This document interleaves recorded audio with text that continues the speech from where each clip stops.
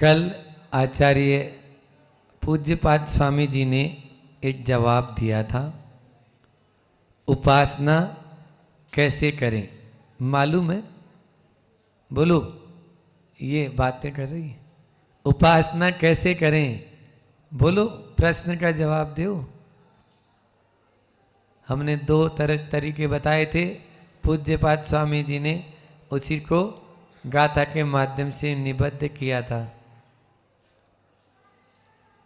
हाँ, कि इंद्रियों का तो हो नियंत्रण और मन की हो एकाग्रता, इस प्रकार से तभी उपासना कर पाते हैं।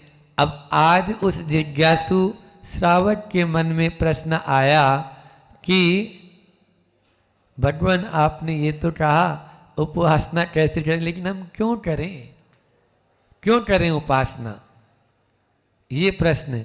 उस प्रश्न का जवाब आचार्य पूज्यपाद स्वामी ने जो दिया है, उसके पहले मैं और कुछ प्रश्न कर रहा हूं कि आप जवाब दो तो पूछें, बोलो।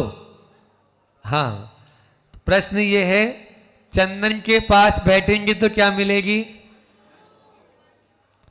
और मिट्टी के तेल के पास में जाएंगे तो दुर्गंध मिलेगी। आप लोग तो बहुत होशियार हैं। फिर जौहरी के पास में बैठेंगे तो क्या मिलेगा, हम भी जौहरी बन जाएंगे। और यदि जुआरी के पास में बैठेंगे तो जुआरी बन जाएंगे। हाँ, जुआरी के साथ रहेंगे तो जुआरी बन जाएंगे। रागी के पास में बैठेंगे तो क्या मिलेगा, और वैरागी के चरणों में बैठोगे तो क्या मिलेगा। इसीलिए भजनकार कहते हैं ना कि पिच्छी भले ही ना मिली हो, पिच्छी वालों के पीछे चलो, फिर पीछे की चिंता ना करो, पीछे वालों के पीछे चलो। समझ में आ रहा है? पीछे वालों के पीछे लगे रहोगे, फिर पीछे की चिंता आपको नहीं करना है, क्योंकि वैरागी के पास में बैठेंगे तो आपको वैराग या वीतरागता ही मिलेगी। आचार्य पूज्यपाद स्वामी भी इन शब्दों में अपनी बात कह रहे हैं इस कारिका के माध्यम से। अज्ञानोपास्तिरज्ञानम ज्ञानम ज्ञानी समाश्रय ददाति यत्तु यस्यास्ति सुप्रसिद्धमिदं वचः। आप लोगों ने पढ़ा होगा, सुप्रसिद्ध मिदम इदम वचः, सुप्रसिद्धम इदम वचः। ये नीतिकारों ने नीति शास्त्रों में भी लिखा है, यस्यास्ति ददाति यत्तु, ददाति यत्तु यस्यास्ति। जिसके पास में जो होगा वही तो देगा, जिसके पास में जो होगा वही तो देगा। हमने अभी 2 दिन पहले की बात है, उधर सुबह नित्य क्रिया के लिए गए तो वहां पर झुग्गी झोपड़ियां बनी है, आपस में प्रातः काल से ही लड़ाई शुरू हो जाती है। क्यों? उनका उतना ही दिमाग है। समझ में आ रहा है? हाँ, जिसके पास में, ज्ञानी के पास में बैठोगे तो ज्ञान की बात मिलेगी, और अज्ञानी के पास बैठेंगे तो केवल मात्र अज्ञान मिलेगा। हमारी भारतीय संस्कृति है जो अज्ञान यानी अंधकार, अंधकार से प्रकाश की ओर ले जाने वाली, केवल मात्र भारतीय विद्यालयों में, स्कूल में नहीं। हाँ, स्कूल नहीं जाना है सुरभि, विद्यालय में जाना है, ठीक है ना। विद्यालय में पढ़ाओ। विद्यालय शब्द कितना अच्छा है, देखो ना आप। लेकिन ये श्लोक केवल मात्र वहीं लिखे रहते थे, जैनेतर लोगों में आज भी प्रचलित में है कि असतो मां सद्गमय तम सोरमा ज्योतिर्गमय मृत्योर्मा अमृतम गमय। आदर्श विद्या मंदिर में ही हो सकता है, सरस्वती विद्या मंदिर में ही हो सकता है, शिशु विद्या मंदिर में ही हो सकता है। आजकल की चलने वाली इन कॉन्वेंट विद्यालयों में नहीं। कॉन्वेंट का मतलब जानते हो क्या होता है? अनाथालय। और हम अपने बच्चों को कहां भेज रहे हैं? अरे आप लोग उनके माता पिता हो के कॉन्वेंट में पढ़ा रहे हो, बड़ी शर्म की बात है ये तो। लिख लो अपने हृदय पर या बाहर कहीं पर भी, निश्चित रूप से मान के चलिए हम क्या कर रहे हैं और किस ओर जा रहे हैं। ये हमारे ऊपर निर्भर है कि हम चाहते क्या हैं।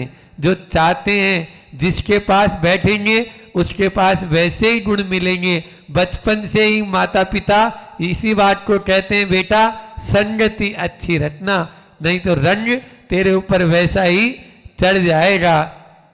एक लता होती है, यदि उसको कुएं का पाट मिलता है तो पानी में जाकर सड़ गल जाती है, और खंबे का सहारा मिल जाता है तो आसमान की ऊंचाइयों से बात करने लगती है। यही हमारे ऊपर निर्भर है। आज आचार्य श्री जी भी यही कह रहे हैं, पूज्यपाद भगवान, कि तुम भगवान के चरणों में बैठो, भगवान के पास में आओ। गुरु वितरागी गुरुओं के पास में आओगे तो निश्चित रूप से तुम अपने जीवन को उन्नत बना पाओगे, अन्यथा उन्नति की ओर नहीं जा पाएंगे। इसी बात के लिए, क्योंकि भगवान की प्रतिमा है, गुरुओं के दर्शन है, इनके माध्यम से अपने अनादिकालीन कर्मों को भी हम काट सकते हैं, काट ही सकते हैं, ऐसा समझिए। इसलिए बहुत सारे लोग प्रश्न करते हैं, एक्चुअल में क्या होता है? बुद्धि कहती है कि मैं रात के अंधेरे में भी भटक जाती हूं। बुद्धि क्या कहती है? मैं दिन के उजाले में भी भटक जाती हूं। तो श्रद्धा कहती है, मैं तो रात के उजाले में बेखटक चलती हूं, मैं तो रात के अंधेरे में भी बेखटक चलती हूं। इधर तर्क कहता है कि मुझे पाषाण, भगवान में भी पाषाण नजर आते हैं, पत्थर नजर आता है। भावना कहती है मैं पत्थर को भी भगवान बना देती हूं, मैं पत्थर को भी भगवान बना देती हूं। तो भावनाओं और श्रद्धा के ऊपर चलो, बुद्धि और तर्क के ऊपर मत चलो। बुद्धि और तर्क के अनुसार चलेंगे तो वो आपको हमेशा भटकाने का काम करेंगे, और श्रद्धा और भावनाओं के अनुसार चलेंगे। आस्था है, श्रद्धा है, विश्वास है, इनके माध्यम से ही हम ऊंचे उठ सकते हैं। अन्यथा आप कोई भी चीज में कुतर करने लगेंगे तो कुछ भी नहीं होगा, कुछ भी नहीं मिलेगा। केवल मात्र हाथ क्या लगेगा? हाथ लगेगा घास फूस, माल हाथ में लगने वाला नहीं है, घास फूस हाथ में लगेगा। इसलिए अपने आप को समझे। हम श्रद्धा के आधार पर ही देखो, ज्ञानी के पास में बैठने से किस प्रकार से हम अपना कल्याण कर सकते हैं। कमठ का जीव था, कौन के साथ में नाम जुड़ा है? वही पारसनाथ भगवान के साथ में जुड़ा है, और बार बार कई बार पारसनाथ भगवान का जो जीव था उसको अंत कर दिया, प्राणों का ही वियोग करा दिया। लेकिन फिर भी उन्होंने इतनी क्षमता रखी कि एक न एक दिन जरूर, और जिस प्रकार ओले बरसा रहा है, पत्थर बरसा रहा है, आंधी तूफान चला रहा है, लेकिन जैसे ही केवल ज्ञान की प्राप्ति हो गई, समूह शरण में देखता है, ओ हो आज तक मैं किस पर उपसर कर रहा था और क्यों कर रहा था? अपने भीतर का जो वह अंधकार था एक क्षण में दूर होता है। 10 भव से जो वह चल रहा है एक क्षण में दूर हुआ, और सम्य दर्शन की प्राप्ति कहां हुई? उन्हीं पारसनाथ भगवान के चरणों में हुई। अंजन चोर था, एक शेठ की संगति की, थोड़ी देर के लिए की, निरंजन बन गया, अंजन से निरंजन बन गया। आप दक्षिण में एक नाम हुए थे पायप्पा, एक युवक का नाम था पायप्पा, व्यसनों में लिप्त रहता था। लेकिन आचार्य शांति सागर जी महाराज जी की संगति में आया और वह युवक मुनि बन गया। जो पाप का सागर था वही आचार्य पाय सागर जी हो गए। जो पाप का सागर था वो स्वयं बोलते थे कि मैं पाप का सागर था, लेकिन इन्होंने, और केवल मात्र क्या शब्द थे, उन शब्दों को आप पढ़ो, चारित्र चक्रवर्ती आचार्य शांति सागर, उसमें जीवनी दी हुई है। उसमें थे कि वो युवक आया मेरे पास में और उसने प्रश्न किया, आप मुनि क्यों बने? आप मुनि क्यों बने? बोले मुक्ति पाने के लिए।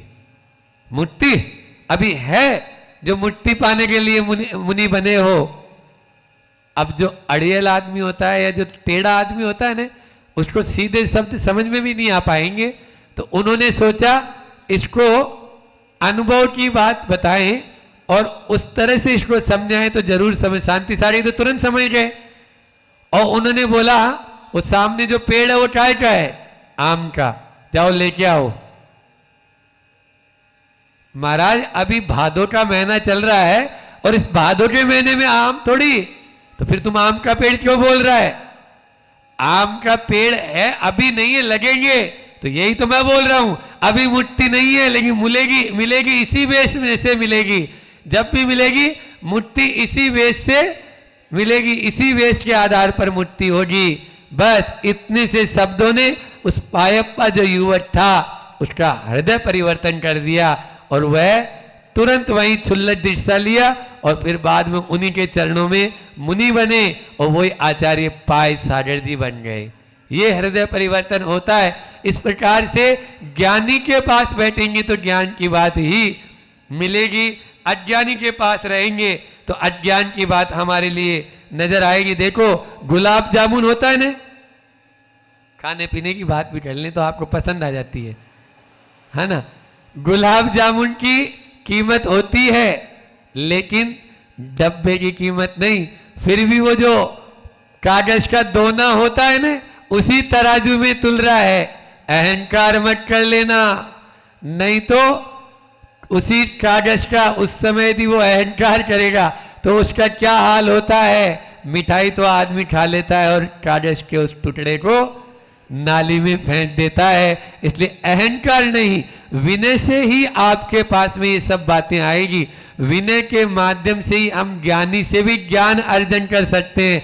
कल हमने बोला था ना, ये आत्मवान है, ये आत्मा है, आत्मा से बात करना है, ज्ञानी से कुछ प्राप्त करना है तो हमको पहले विनयशील होना। किसी से कुछ भी लेना है तो बिना विनय के आपके पास में आ पाएगा? 3 काल में नहीं आएगा। विद्या या किसी से कोई वस्तु प्राप्त करनी है तो वो विनय के माध्यम से ही है। यदि अपने दुखों से छुटकारा पाना चाहते हो तो प्रवचन सार में आया है, तुम अपने समान गुण वालों या अधिक गुण वालों के साथ बैठो। ये प्रवचन सार में मुनि को कह रहे हैं, श्रावक को नहीं। श्रवण के लिए क्या संबोधन दे रहे हैं आचार्य कुंद कुंद? यदि दुख परिमोक्षम, यदि तुम अपने दुखों से मुक्ति को प्राप्त करना चाहता है तो अपने समान गुण वाले या अधिक गुण वालों के साथ में रहे, अन्यथा तुम भी वही हो जाएगा जो वह है। काले के पास में बैठेंगे तो निश्चित रूप से कालुस लगे बिना नहीं रहेगी। इसलिए हमें उसी प्रकार का आचरण करना है और स्वयं को भी उन्हीं के चरणों में समर्पित कर देना है, तभी हम आगे बढ़ पाएंगे। समय आपका हो रहा है। देखिए अभी तक अपन पहले वो पद्यानुवाद ले लें।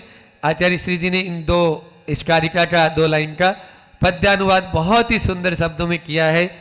अज्ञानी की शरण गओ तो सुनो तुम्हें अज्ञान मिले, ज्ञानी जन की उपासना से ज्ञान मिले वरदान फले। जिसका स्वामी जो होता है प्रधान उसको करता है, लोक नीति है सुनी सभी ने प्रमाण विरला करता है। प्रमाण विरला करता है, उसको प्रमाणिक कौन करेगा? अब देखो सुनने से काम नहीं, सुना भी खूब है, सुनाया भी खूब है, लेकिन जब तक ग्रहण नहीं, प्रमाण विरला करता है। आचार्य भगवान कहते हैं उसको प्रमाणित तभी कर पाएंगे जब हमने जो सुना है और जो गुना है उसको निश्चित रूप से अपने आचरण में भी ढालें, आचरण में लाएंगे तभी वह प्रमाणित हो पाएगा।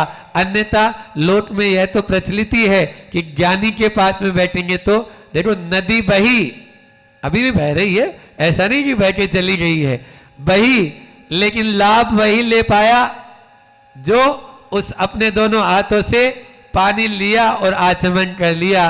तीन ये त्रिवेणी, विद्यासागर की त्रिवेणी आपके मंडी भामोरा से बहकर चली जा रही है, अब और अन्यत्र फिर वहां पर भी पानी की तृप्ति करेगी, लेकिन निश्चित रूप से आचमन जिसने किया है, जो समय पर आया है, वही तो लाभ ले पाएगा।